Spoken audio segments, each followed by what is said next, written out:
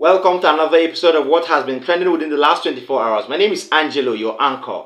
Now, without wasting much of your time, first on my updates, I have Bishop Kuker Hassan Matthew, a Catholic bishop. He has come out to allege that Nigerians are yet to know the president of the country, even though the elections have been conducted, just like he likened it to the VAR of football, where after scoring a goal, you must have to wait for the referee to consult few technicalities and technological accessories for him to really ascertain the authenticity of your goal.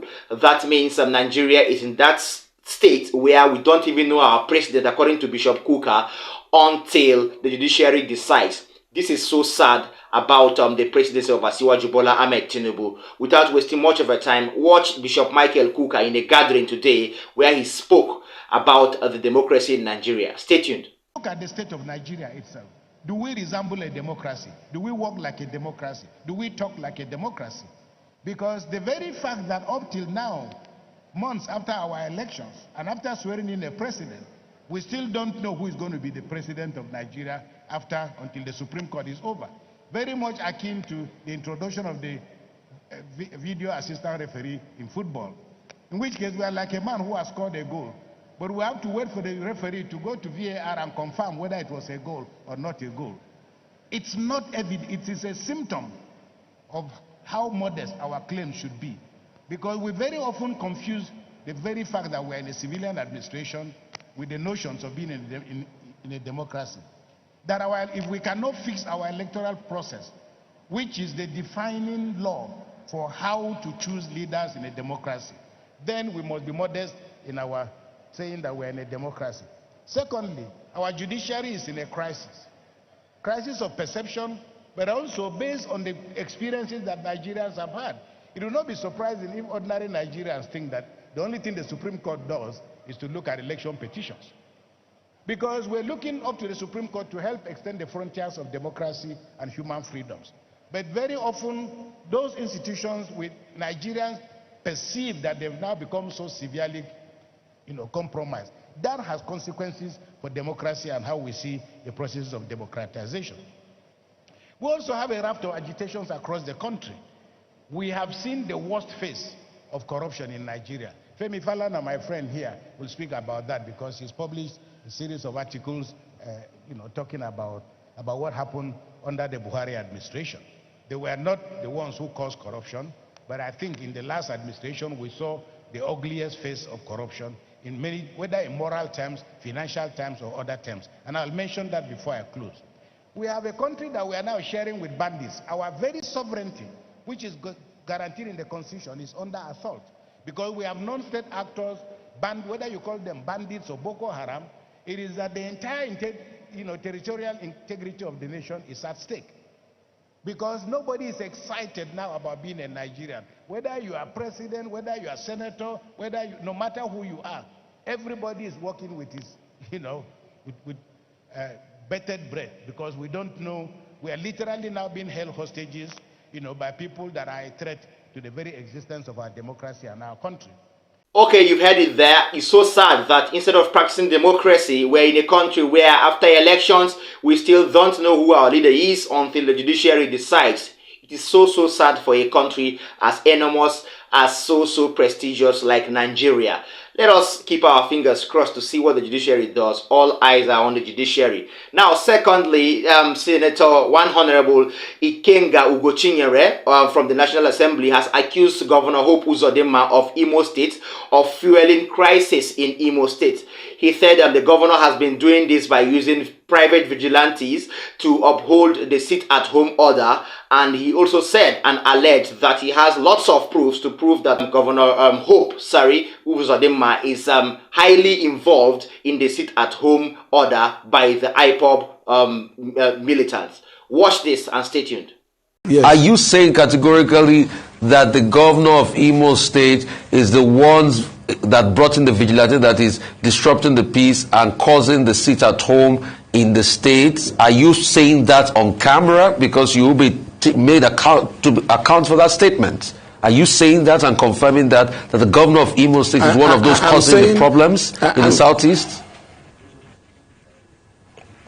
I am saying that he's fueling the crisis in Imo State. Yes, I'm saying it boldly, and I have evidence to back that. Go to Haji Eboma today. Go to Osu today. You saw the report by the International Center for Journalists and that of Umer Bashi that was released a few days ago, that almost over 12,000 people have lost their life because of activities of Ebubago people and so on and so forth. Ask everybody in Imo State, was it not the same group that attacked Kinsley Uju and took him away? He couldn't participate in the election. Is that how to maintain security? Were they not the people who attacked me, that his Chinasa was boasting they will attack me, and they did attack me? Is that how to maintain security? So they have not really worked towards maintaining their security. They have been on the attack for a very long time. So that's why I said I cannot vouch for him. I know Soludo is trying to adopt both the political approach and the security approach and other governors. So it's not just about talking on the TV and giving marching orders. It's about how committed, how genuine are you about having peace in Imo and other neighboring Southeast State. And that genuineness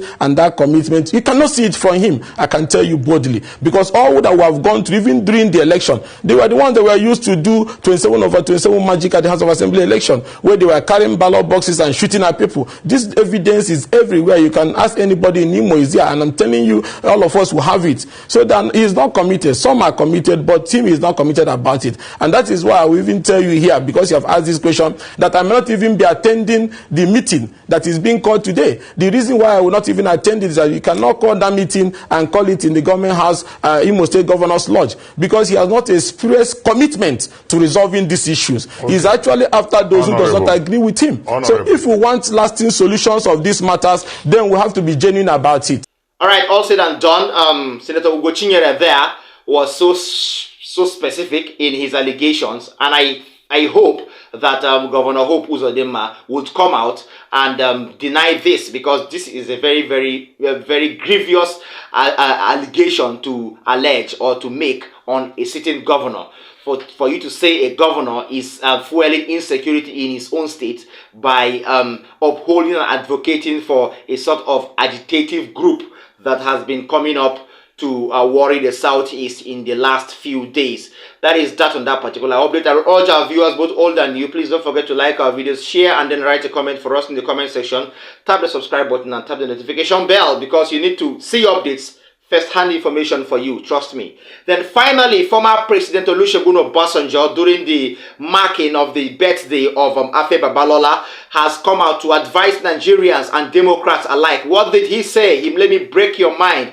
He said people who should uphold the Constitution are the people that are now undermining the Constitution and the democratic system in the country, Nigeria, which is not supposed to be so. He alleged that it is very, very unconstitutional for lawmakers to decide their pay or their wages, because they have the leverage of sitting in the helm of or at the helm of affairs to discuss and decide laws for the country. He is talking about the National Assembly and the senators of Nigeria. This is an allegation to make by former President Olusegun Obasanjo. Watch him make this statement during the gathering of Afe Babalola's birthday earlier today. Stay tuned. It's most of the people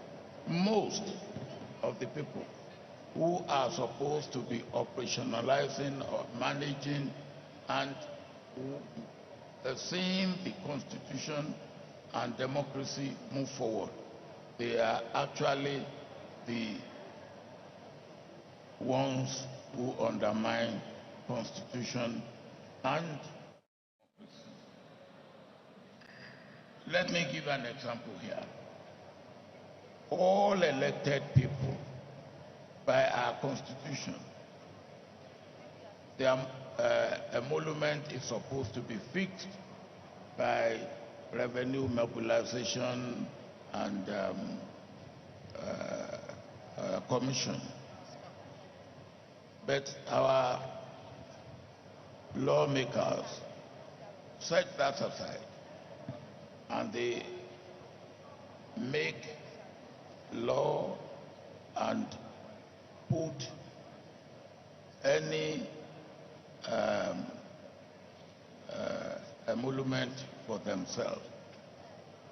Even if that is constitutional, it is not moral. And of course, it is neither constitutional nor moral. Now, when you have a situation like that, then what do you say or constitution which is breached by those who are supposed to be guardians of constitution and democracy. That is one. The thing again that is, to me, is very important. If there are so many other aspects of our constitution that are actually absolutely ignored. Take federal character. We have Federal Character Commission. I don't know if Federal Character Commission has come out to find anybody guilty of not really keeping federal character. Have they all kept federal character? Of course, no. Of course, no. Now, the point is that if you leave the Constitution breached, then, of course, you know what happens next. Okay, all said and done. You've listened to the president there, and he really made allegations that are so vast and grievous. But I will not really judge or I will not doubt him, because he once wore the crown and he once wore the shoe, so he knows where that shoe pinches. Okay, so we wouldn't say President Olusegun Aremu Obasanjo really just made an allegation, but he said what needed to be said. Okay, I told you earlier on that the lawmakers and those in the National Assembly, since they have the power to sit and legislate our laws, that means they really have the power to sway or twist these laws to their own favor, which is not supposed to be so. Okay, we all are Nigerians, we all are Democrats. We are supposed to abide by the constitution of democracy and go by the rules and regulation of the country as it affects our own political system. So I urge those in the National Assembly and other sectors that pertain to that same legislative sector to please keep heed to whatever President Olusegun Obasanjo, former President Olusegun Obasanjo, has said, and do the needful while the sun shines. Thank you so much for staying with us. I hope you enjoyed our updates together.